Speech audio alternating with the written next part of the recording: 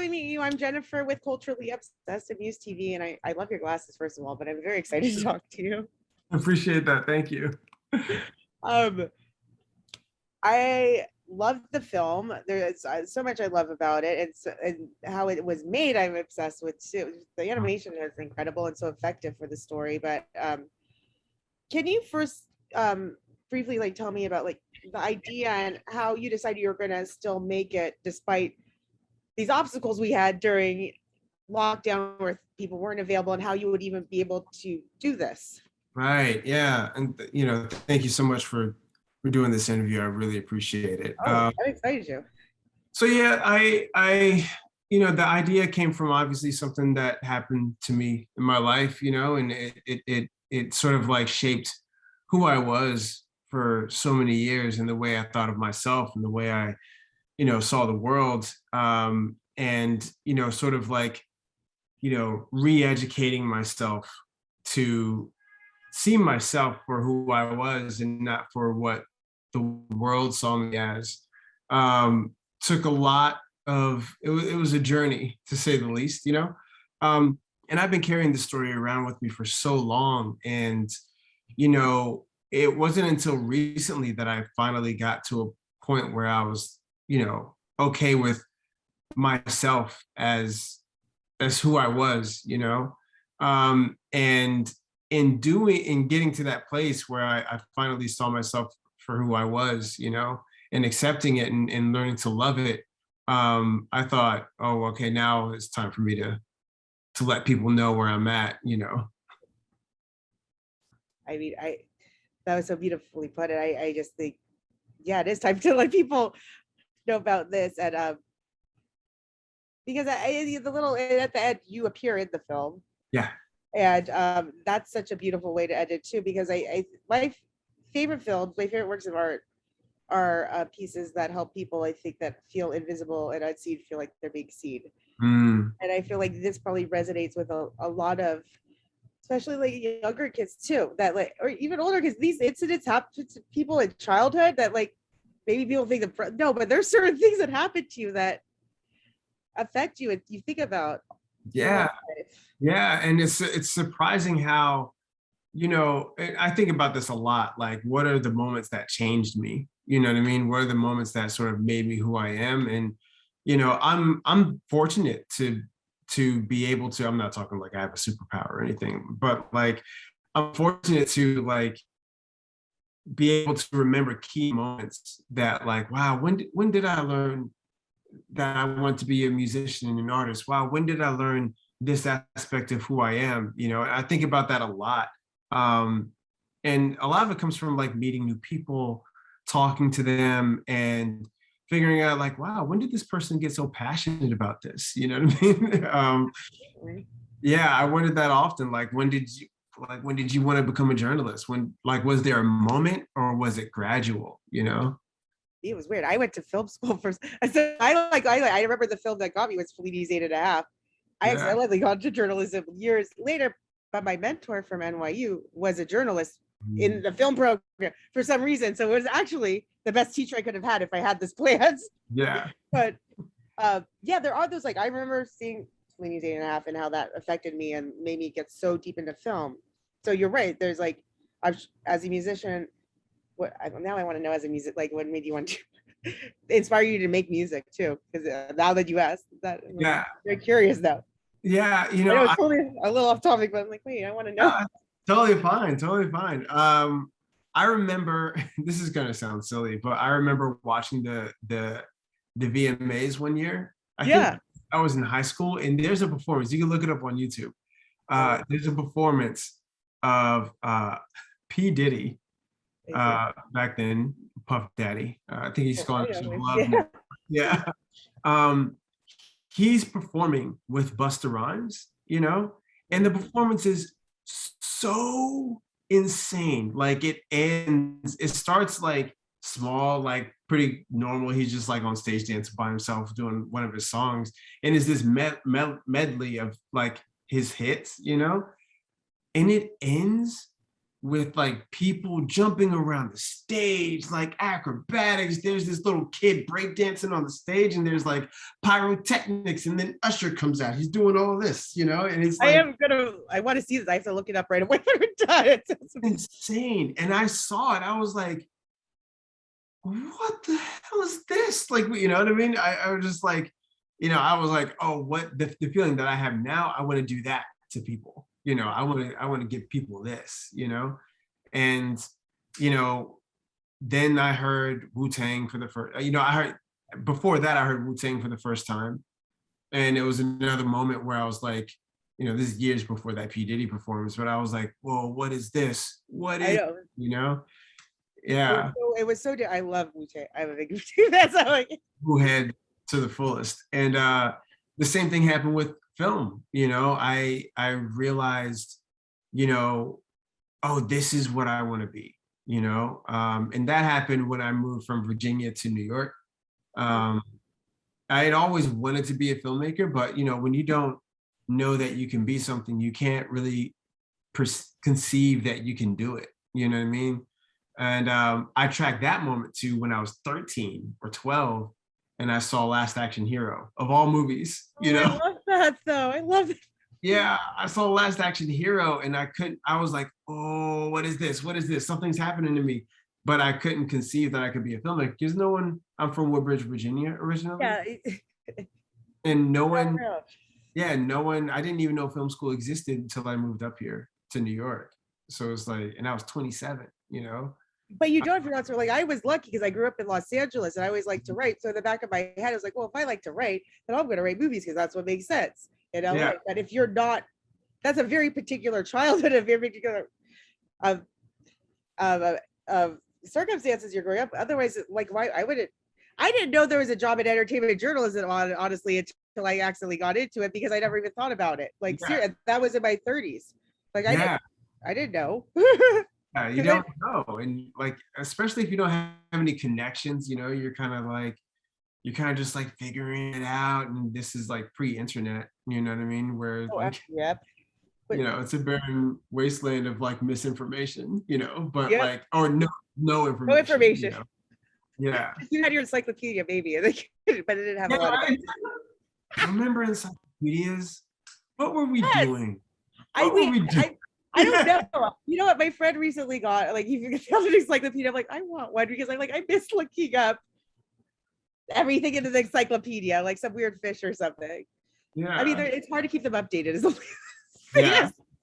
Volumes all the time. It's like, what do we do with this old volume? It's like, then you end up with, so it's like National Geographic magazines too, but totally off topic. I just think of families that have like piles of them. Yeah. So you did a lot of the film. You did the composition for the musical composition for the film. Yeah. Mm-hmm. How did you find like I love the animation. I think it's so effective and it's so well done. So how did you go about like finding the animators, and especially in a time where like it was very hard to, like, you can't really network right now because yeah. So at the beginning of the, you know, in the early part of the pandemic, the producer Emily McCann Lesser reached out to me. She's a friend of mine, and you know, she reached out to me and was like, "Hey, we're on quarantine. I don't want to sit around doing nothing. Like, let's do something." And it was, you know, serendipitous that I was at a point where I was like, okay, I want to tell this story. So of course, that's the first thing I thought of. And she had already spoken to our lead animator, Dashiell Robb, and he kind of like, you know, we had Zoom meetings every week, every Friday, and we kind of conceived this workflow. And I apologize to Emily because, like, you know, rotoscope animation is not the easiest way to go about it, you know? Animation in general, I think, is not the not the easiest way to make a film. But, you know, I'd seen, you know, talking about defining moments, I had seen this film called Waking Life by Richard Linklater, and it's rotoscope animated. And that film changed me, you know, as a person. And, you know, when she suggested animation, she was like, I already know our lead animator. I was like, oh, we're gonna do rotoscope animation, you know? And just like, you know, figuring out the workflow and how to pull it off was, you know, a weeks long conversation. But then we found these two these two kids in India. And I say kids, they're like 20, but like they Okay. had developed this application. Yeah, they had developed this application that does rotoscope animation really quickly, you know? It kind of like enabled them to do the animation faster than average. Cause usually, you know, you have to go frame by frame, drawing over that footage. Yeah. Um, and we hit them up on Twitter and, you know, that was it, you I know? love that. I love that you, to me, like that's the perfect thing to do, because during this lockdown, if like to be as a writer artist, like you had to keep finding a way to do stuff. Like I would go insane if I did it. And Mhm. I love that you found a way, and not only to make something, but make something incredible and beautiful and animated, which is highly ambitious. And I know people that work in animation, it's not easy. It's not easy. Easy. But it's so like the end product is. I'm so glad you went that way. Thank you. Yeah, yeah. Thank you so much. That means a lot. And yeah, the two, you know, the two people that Dash found, Tejas and Niraj, are super talented. They're like young Doogie Howsers, you They're know. so smart. Like that's smarter than I'll ever be. They're 20, because I'm like, I don't even know how they did that application. They're like two Doogie Howser, like, you know, geniuses. And, you know, it really, I was really happy because, you know, we we just kind of proceeded as if we were going to do it. You know, we were going to successfully do it. And, you know, we were going to do the frame by frame way, but we didn't have money for it, you know. And, you know, again, serendipity, we just found these two guys across the world, you know, who had figured out like a way to do it, you know, by It really. reminds me, I love Los Angeles with all my heart, but I did go to film school in New York for a very certain reason. And it kind of reminds me of that kind of mentality, which is a lot different than here, where no matter what, you're going to make it, and you'll figure out a way. And I think if you look at past films, some of the greatest things come out of that. Yeah. Even like Sam Baker, Tangerine was on his iPhone. Like that's, Yeah, right. I mean, you end up making amazing things. So I love that you did that. And you figured out a way, and it looks beautiful. And you not for a second wouldn't think that you. It looks like it was made with a lot of money. It does. It really does. And like we at no point throughout the process did, you know, the actors ever see each other in person. Like everyone we recorded separately, you know what I mean? And even us, like I think I Dash had to come to the lobby of my building to give me a hard drive once, you know, to like pass off some assets. Yeah.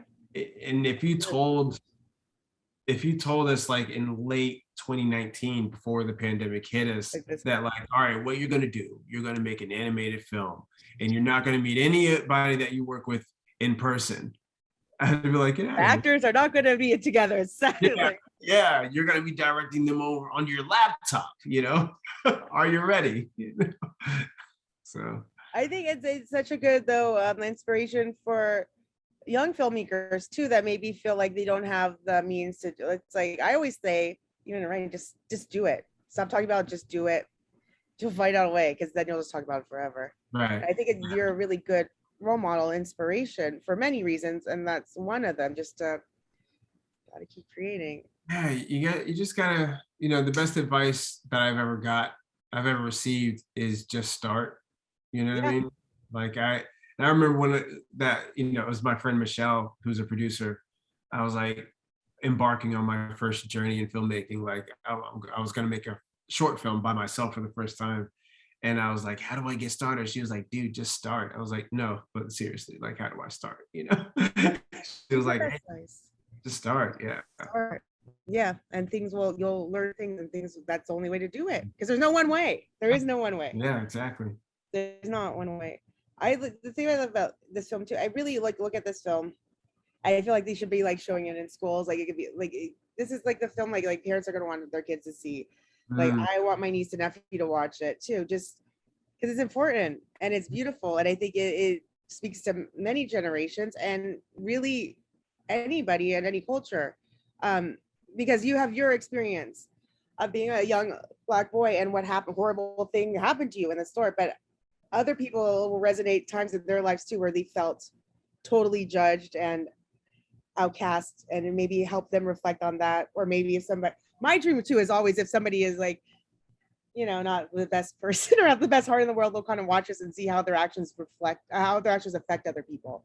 Yeah. I mean, it's a horrible thing, first of all, to say that to it kind of makes me sick, but like I say that to a kid, like it's just like so crazy. But like I hope sometimes people in some ways say like, okay, maybe not you have to have a kinder heart and like don't.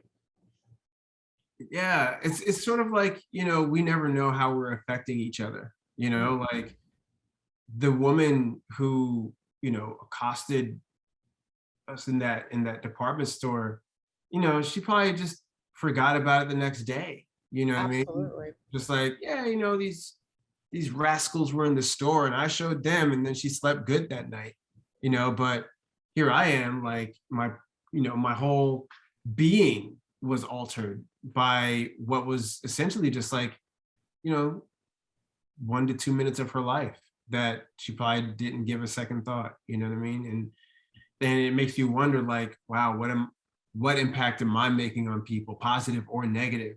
You know what I mean? And like, what are people carrying around with them that I gave them? You know what I mean? Like, it makes you wonder, like, what am I giving to people? What am I giving to the world? And, I love that. I think it's something, especially now, everybody should reflect on. I mean, I get frustrated because I honestly am a person, I don't care what political side, I don't. But you need to treat people with respect no matter what.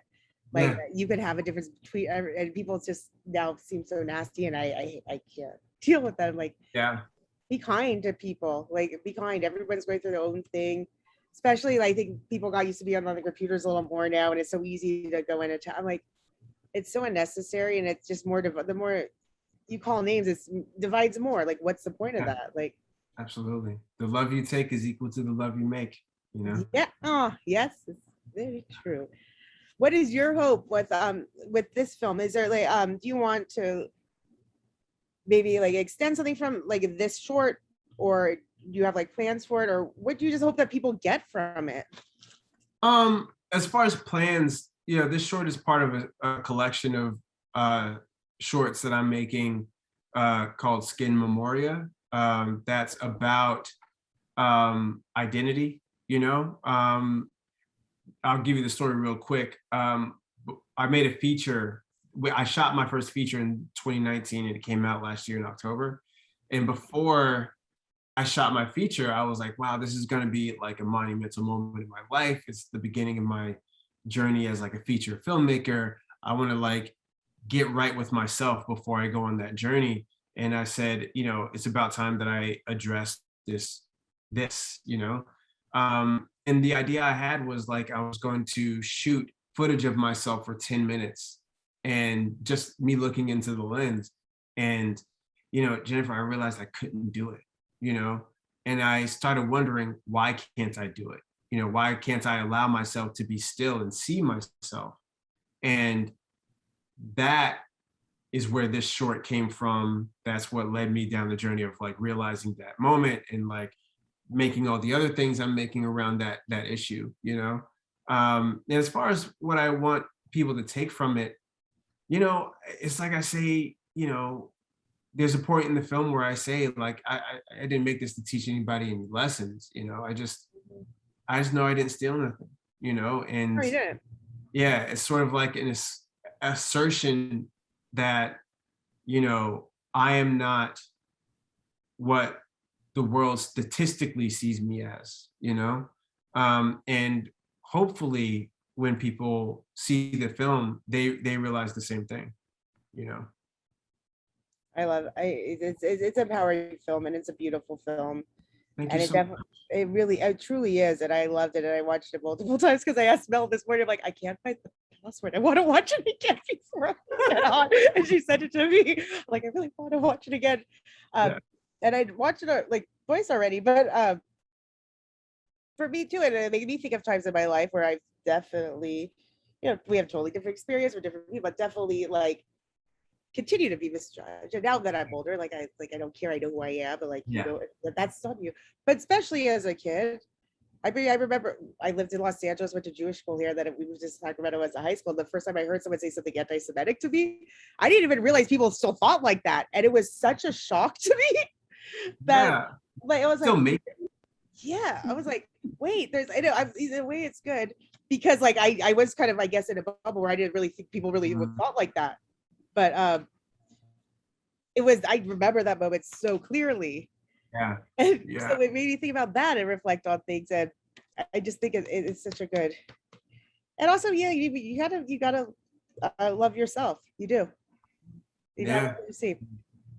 Yeah, exactly. People are gonna love you the way you love yourself, Absolutely. You treat people how to treat you. Yeah, it's true. But I can't wait to see more from you. Thank you. I'm getting like a little, I'm a talker, so I could talk to you for the rest of the day, but right, I can go for hours. Yeah. It's like Melody's nightmare. It's like, no. I enjoyed this so much, and I can't wait to see more. And I am so glad that like Mel set this up, and I was so happy to, especially after watching it, to talk to you. And you're so lovely and amazing, and I really want to see what you're like doing next because you're very talented as well. So like you should already know that, but it's always good to hear. Good to hear because you know what it's like to create things. You forget very easily. Oh, absolutely. They're always the hardest ones, but it was really beautiful and really touching. And I'm like, I know my mom's great. I'm really excited to tell my mom about it when I get off this interview because she used to be a kindergarten teacher, so this is like something. Wow, yeah. So she'll love to see that, and like, so I'm excited to show her. Well, thank you so much. That means a lot. Thank you, Quincy. Thank you. Please keep me and tell Mel to keep me updated on what you're doing in the future because I want to know for real. Yeah, absolutely, for sure. Real. And great glasses. They're really good.